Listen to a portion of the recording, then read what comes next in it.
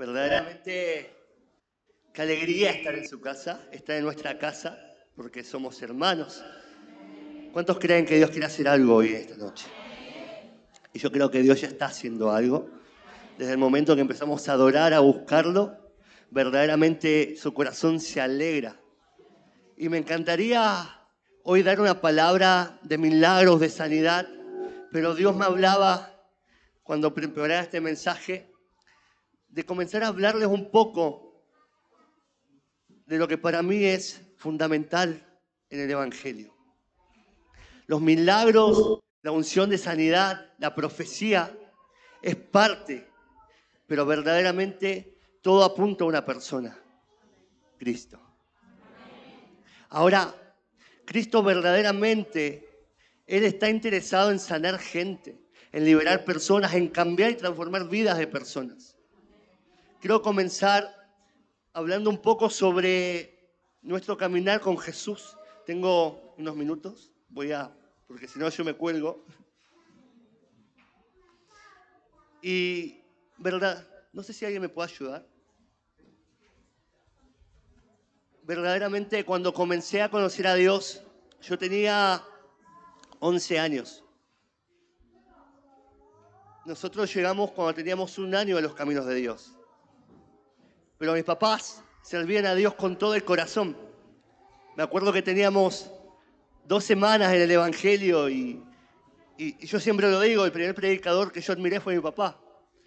Porque quizás no tenía escuelas como, no sé, Bethel o Misión, pero tenía una pasión por Dios.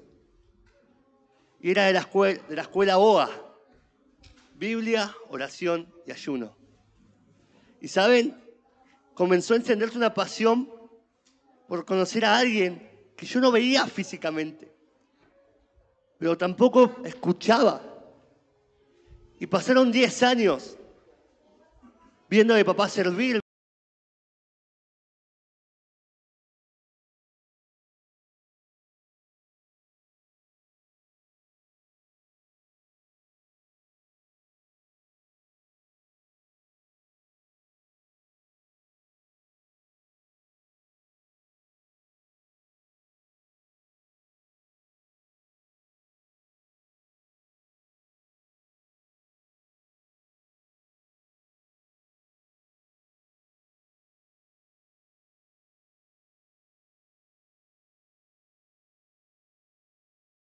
Pelo corto, siendo una mujer.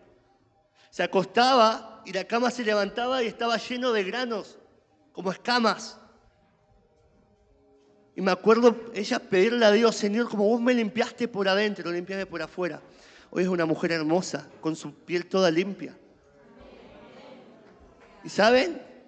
Cuando Dios comienza a sanarnos, nosotros no entendíamos el porqué de las enfermedades en la familia, pero nos estaba capacitando para un mover de sanidad que vendría en el futuro.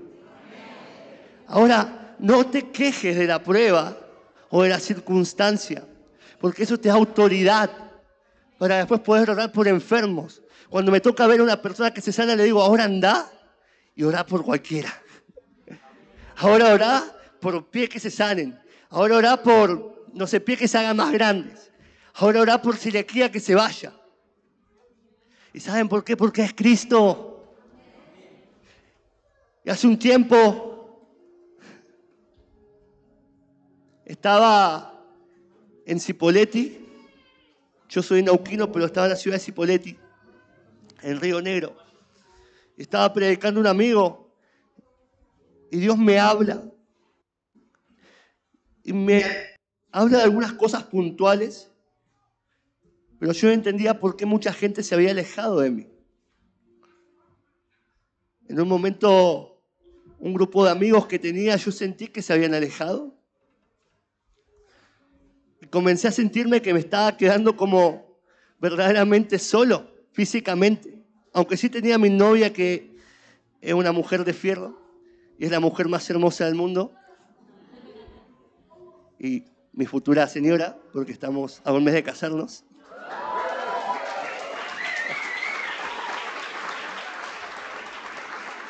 Siempre hablo de ella, si no después me reta. Y Dios me habla y me dice, Axel, vos y yo somos mayoría. Y fue, wow, papá. Y él me decía, vos y yo somos mayoría. ¿Y por qué digo esto? Porque quiero comenzar con la prédica.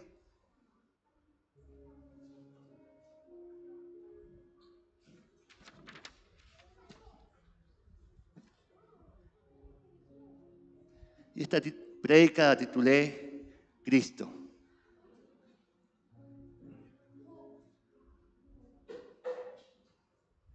Quiero que leamos Génesis 28, capítulo 13 al 15.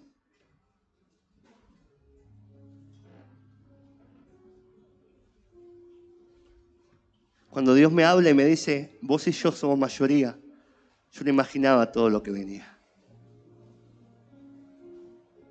Dice, y he aquí Jehová estaba en lo alto de ella,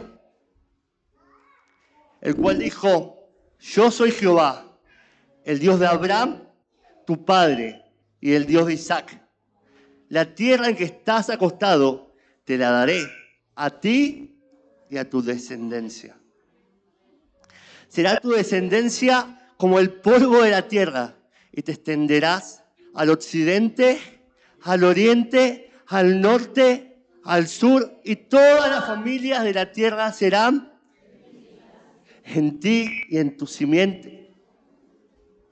He aquí yo estoy contigo y te guardaré por donde quiera que fueras y volveré a traerte a esta tierra, porque no te dejaré hasta que haya hecho lo que dije que iba a hacer.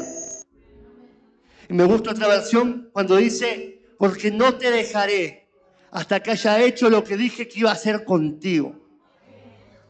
Y a mí me encanta porque dicen, tenemos libre albedrío, sí, pero cuando le dijiste que sí a Dios, le dijiste que sí para toda la vida. Y Dios no te va a soltar hasta que no cumpla lo que dijo que iba a hacer. Y ¿saben? A mí me encanta que en este momento veo a un Jacob que está en Betel. Significa casa de Dios. Y Jacob está en Betel y era una persona que iba con lo opuesto. Iba quizás con sus pieles, venía escapando de Saúl. No traía dinero, no traía bienes, no traía animales, pero solamente él portaba una palabra. Y Dios le habla y le dice, no te dejaré. Hermanos, Jacob se va de Betel y comienza su camino. Y en su camino Jacob trabaja 14 años por su esposa, se casa, tiene animales que le da su suegro y comienzan a venir un montón de personas con él. ¿Y saben lo que yo veo ahí? Fidelidad de Dios. Y después Jacob vuelve a Betel. Y me encanta ver a Jacob volviendo a Betel con la promesa cumplida.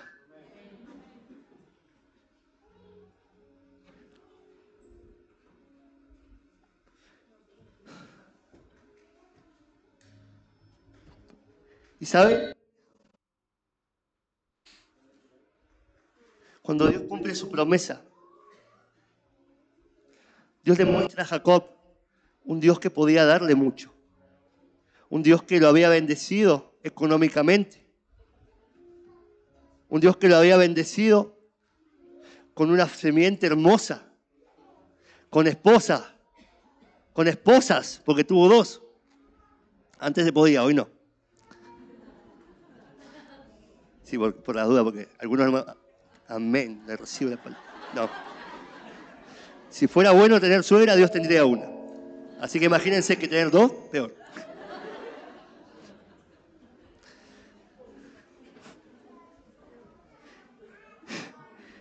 Y me encanta que cuando él vuelve a Betel, Dios le dice, preparame un altar. Y le pondrán por nombre, ya no Betel, sino el Betel. ¿Saben lo que significa Betel? Casa, el Dios, casa de Dios. ¿Saben lo que significan el Betel?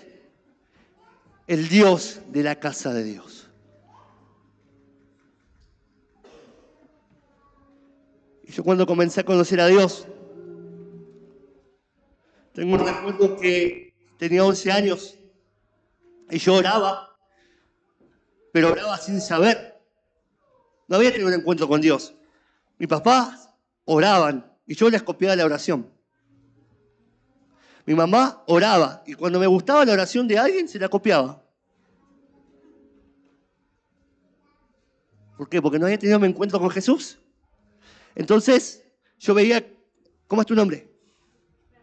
Que Fran decía, Padre, bendice a las viudas, a los huérfanos. Yo decía, papá, bendice a las viudas, a los huérfanos. No sabía que era viuda, tenía 11 años.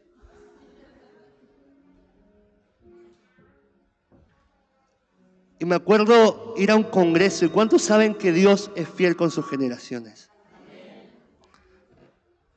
Ir a un congreso y termina el congreso. Yo era bien estructurado, criado en pentecostal. Amo la pentecostal porque no me voy a meter en ese tema. Pero yo era bien estructurado. Y me acuerdo que se me había enseñado que los hombres tenían que andar de saco y corbata. Que las mujeres iban por un lado y los hombres por el otro. O sea, acá estaríamos todos en pecado. Y ¿saben? Me acuerdo de los congresos de jóvenes, todos los jóvenes así vestidos como nosotros, normales. Y mi papá me hacía poner saco y corbata. Me daba una vergüenza. Y me acuerdo que a los 11 años estaba terminando un congreso y se estaban saludando. Y yo veo una persona que estaba vestida de campera de cuero y de jeans, medios chupines así. Me decían, ¿eres pastor? Ese no es pastor, decía.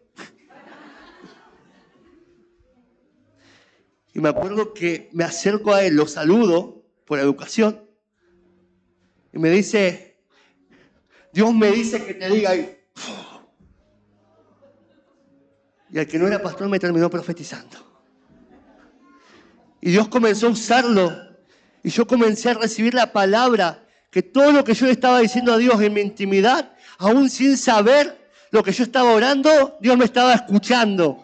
Y aún sin saber que Dios me estaba escuchando, Él me estaba respondiendo mis oraciones. Y fue mi encuentro con Cristo, porque a partir de ese día comencé a buscar a Dios una forma diciendo, Señor, yo quiero conocerte, yo quiero servirte. Papá, tenés mi sí para siempre. Y hay alguien escuchándome. Ahora, 11 años tenía.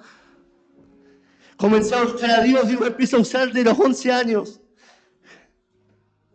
Llegó a los 15. Y en los 15 años conozco a mis amigos. Y me acuerdo que ellos me invitan una noche a un boliche después de un cumpleaños. Y yo estaba frío. Sinceramente estaba frío. Y fui. Y comencé una vida por unos años de apartarme de Dios, pero estando dentro de una iglesia. ¿Usted me entiende? Por eso es que podemos estar en la iglesia y ser hijos pródigos. Hay gente que pasa años en la iglesia, pero no han tenido un encuentro genuino con el Espíritu Santo. Y a veces me encuentro con jóvenes que dicen, no siento nada o siento que estoy limitado. Y Dios básicamente te dice, ¿perdiste tu primer amor?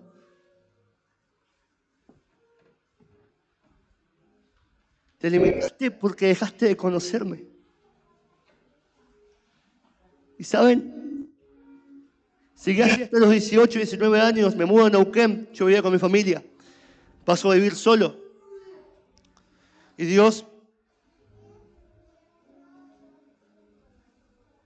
me acuerdo que encontré un grupo de amigos de mucho poder adquisitivo. Y el poder adquisitivo en conjunto va muchas veces con drogas, con cosas que no están bien. Y aunque yo nunca me drogué ni nada de eso, porque yo sabía que aunque estaba mal, sabía lo que eso era.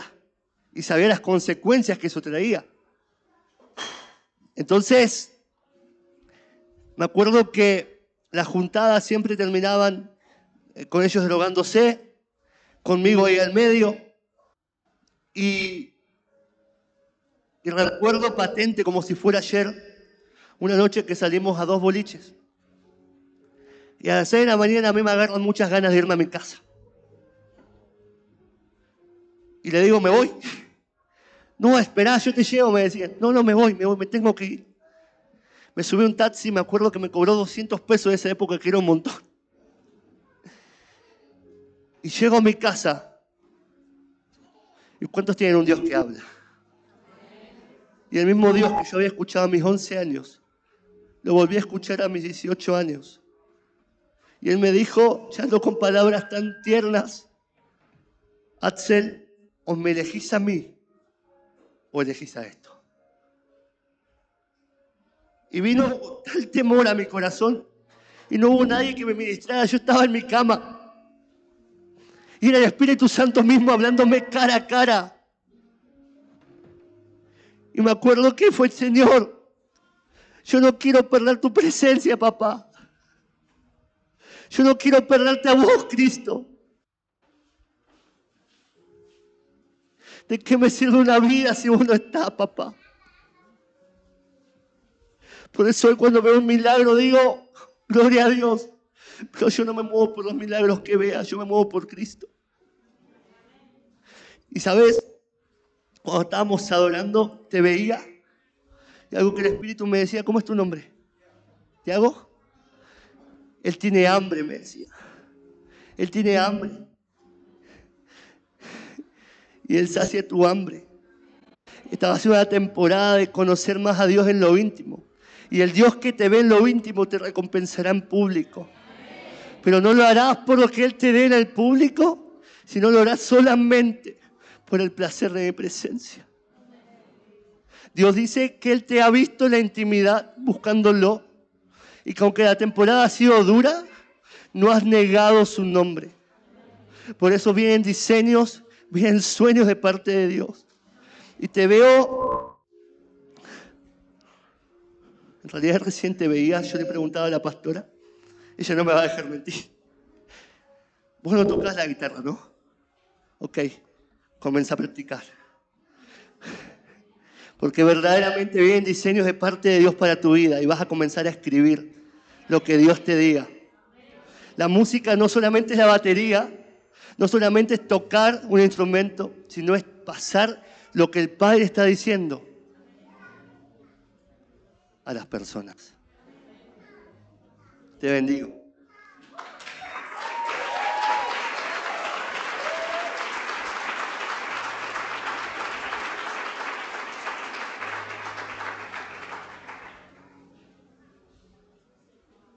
Dice el versículo 18, ¿cómo estoy con el tiempo? Estamos bien. Y se levantó Jacob de mañana y tomó la piedra que había puesto de cabecera y la alzó por señal y derramó, ¿qué cosa? ¿Qué derramó? Encima de ella. Dice el 35:7. Cuando Jacob vuelve a Betel y edificó allí un altar. Y altar habla de cultura, habla de gobierno. Cuando yo edifico un altar, como hicimos hoy, yo le decía al pastor, sus 3 hijas están ministrando, 2 en guerra y 1 en alabanza. Y saben, cuando uno edifica un altar, verdaderamente está estableciendo el gobierno de Cristo sobre ese lugar. Por eso es que Bariloche le pertenece a Cristo. Y por eso es que no vamos a ver más accidentes en esa parte de Bariloche tampoco, porque se levantó un altar. Y aunque el diablo quiso tirar el altar, porque vimos brujería hoy, no va a poder hacerlo porque más grande es el que está con nosotros. Porque Él nos entregó este tiempo. Porque Él nos entregó Bariloche. Y cuando edificamos un altar, hay gobierno. Y cuando hay gobierno hay cultura. ¿Por qué creen que los brujos hacen su brujería, su macumba en las plazas centrales a veces? Porque hay un municipio y una iglesia, ¿o no? Municipio, gobierno. Iglesia, un portal espiritual. Si hacen brujería ahí, afecta a toda la ciudad. Ahora, cuando nosotros como cristianos nos levantamos, intercedemos, oramos, evangelizamos, sanamos a los enfermos, echamos fuera demonios, el reino se establece en la tierra. Ahora, cuando el reino se establece en la tierra, hay altares. Siempre un avivamiento tuvo sus comienzos con altar de adoración y con oración. 24/7, día y noche. Pero en el altar siempre hay muerte. Y es hermoso ir y cantar. A mí me encanta, Yo de la nada estoy con mi piano en mi pieza, tocando y cantándole, no muy bien, pero le canto a Dios. Mi corazón arde hoy por ti. Yo sé que no soy muy bueno, pero a él le encanta que le cante. Y a veces él me permite sacar algunas palabritas en inglés, porque Cami sabe que hablo mal español, entonces no puedo. Y de la nada es, in my heart, bones for you. Y, Señor. Y el Señor, yo me imagino mirándome y dice, ¿qué fantasma este hijo mío? Pero cuánto lo amo. Y ¿sabe? Altar significa también morir. Porque siempre que yo levanto un altar, algo tiene que morir. Y Jacob conocía al Dios que lo había bendecido. Pero hoy lo trae a Betel. Le dice, levantame un altar. Tenés que morir. Y cuando vos mueras, vas a conocer al Dios de la casa de Dios. Hermanos, me encantaría hablar hoy de sanidades, de profecías, de contar 1000 testimonios que Dios nos ha permitido vivir en estos tiempos caminando en el ministerio. Pero Él me hablaba de hablarles de Cristo. El primer llamado de Dios a sus discípulos. Perdón, multimedia, voy a moverles un poquito. Es Marcos 3:14. Dice la Biblia que Él pasa toda la noche orando y elige a 12. ¿Para qué los elige? Para que estén con Él y enviarlos a predicar. El primer llamado que Dios te va a hacer va a ser el llamado a la intimidad. Yo no intimo con Dios para ver milagros. Yo le digo a Dios, papá, yo no te busco por lo que me das, no te busco por las bendiciones, no te busco por los milagros, te busco porque te amo. Pero ¿dónde se enciende el fuego primero? En la intimidad. Y es un tiempo que esto confronta mucho mi corazón. Yo creo en el Evangelio que te prospera, sí, en un Dios que te prospera, sí. Pero sí creo en un Dios que primeramente, antes de prosperarte, quiere que lo conozcas. Y el mismo Dios que estuvo con vos cuando no había nada, es el mismo Dios que estará contigo cuando lo tengas todo. Y yo recordaba hoy, y se los contaba a los pastores, creo ayer, hermano, yo oraba por gente con cáncer y se moría. Y oraba por, no sé, dolorcitos acá, y no pasaba nada.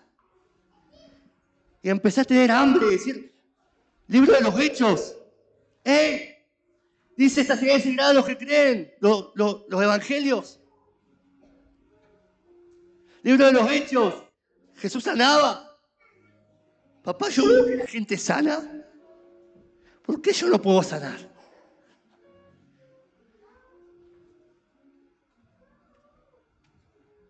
Y Dios me había hablado en Buenos Aires hace unos años. te entrego un don en sanidad. Yo no veía a nadie que se sanaba. Le pifió el profeta. Y viene Dios hace como 2 años, 1 año y medio. Y estaba en un campamento. Y con esto termino y vamos a orar.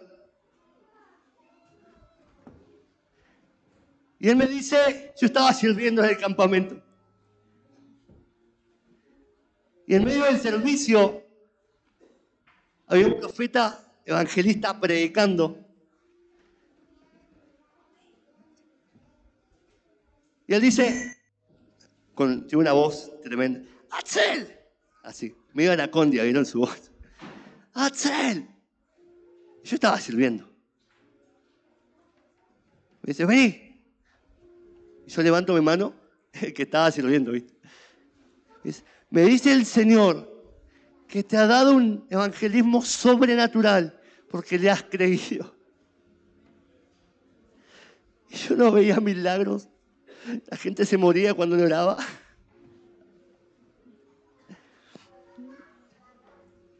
Y Dios me dice que Él nos había dado un espíritu de evangelismo sobrenatural.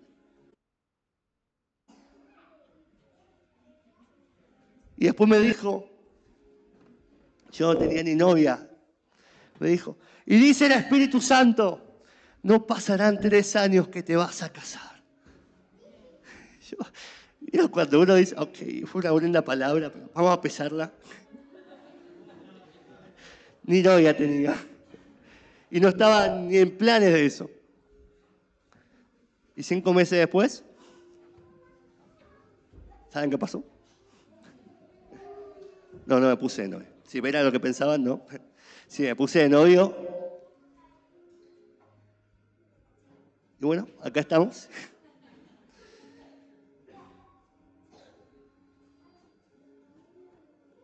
Y cierro con una frase antes de orar por los enfermos.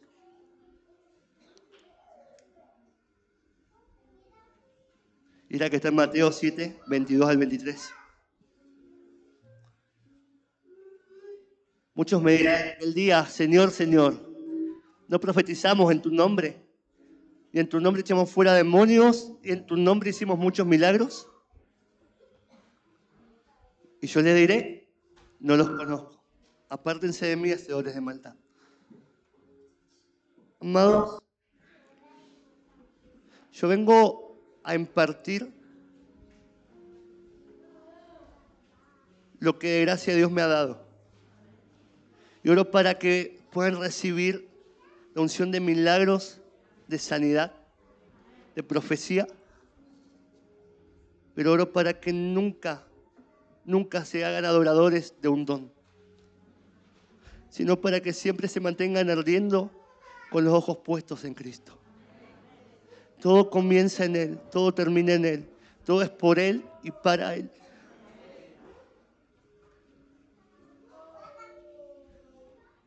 El día que perdemos la intimidad con Jesús es el día que comenzamos a vivir en automático.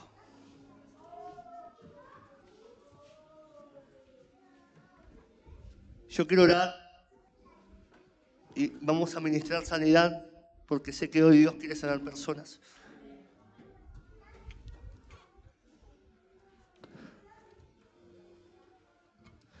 Pero quiero orar por gente que, antes de orar por sanidad, por personas que se habían sentido frías en el último tiempo.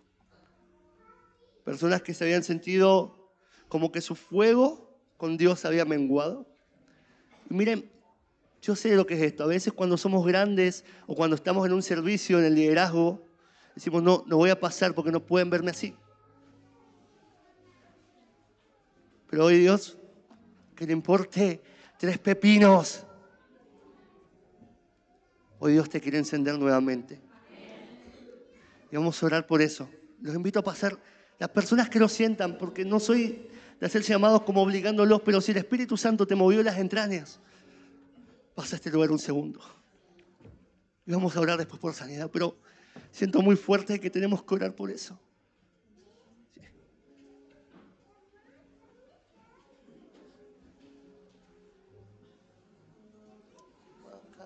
arriba acá. Ahora arriba aquí.